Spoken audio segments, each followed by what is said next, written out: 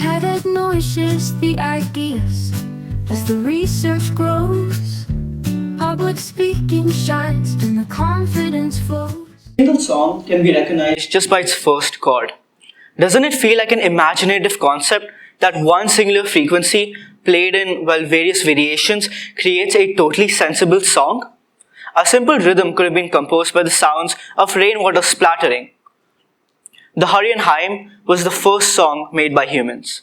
And as our minds evolved, our sense of rhythm did too, but now with better instruments, such as violins, pianos, harmoniums, and many, many more.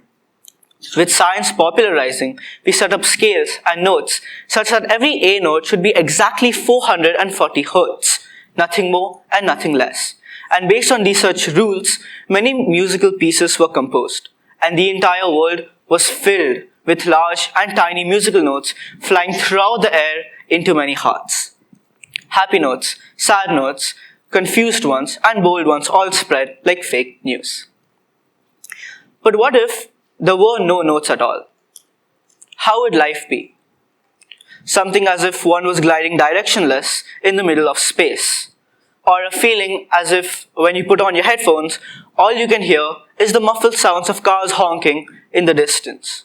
Or maybe even a faint pitter-patter of a couple of raindrops striking across a tin surface. So dull and so emotionless. But what if there wasn't a rule that stated that the note A had to be exactly 440 Hz? What if it could be 400 Hz or 500 Hz? Music is an art, but science is its base. Sure, you can go experiment out there, but in the end, music is always perfect, and it is soothing. What makes music really soothing is its properties of waveforms. So now, let's have a look at some simple sounds. That is a kick. That's a bass, a snare, and a hi-hat. Now with all of these basic sounds, let's put it on a simple template and let's hear how it sounds.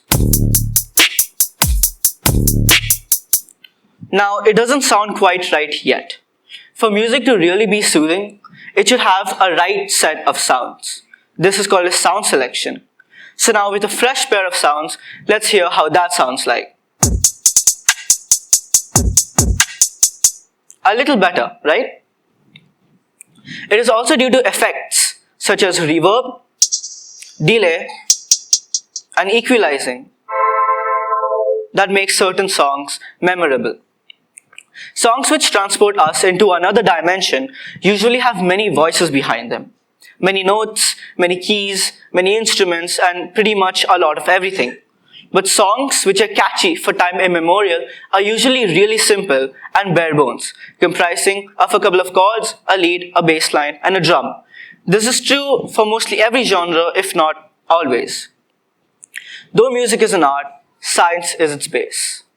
Sure, you can go out there and experiment, maybe make your own music theory, and as a matter of fact, notes are often bent and twisted just to keep the groove in genres like electric pop. And on this, chords are really important for the emotional outcome of music. So now let's have a look at two chords, or one chord. We have the C major chord and a couple of random notes played at the same time. The spectral chart of the C major chord shows the frequencies of the notes are pretty streamlined and are pretty close to each other, giving a more full effect, whereas the frequencies of the random notes played at the same time are usually more spaced out, giving an uneven feeling. This can also be seen in their waveforms shown.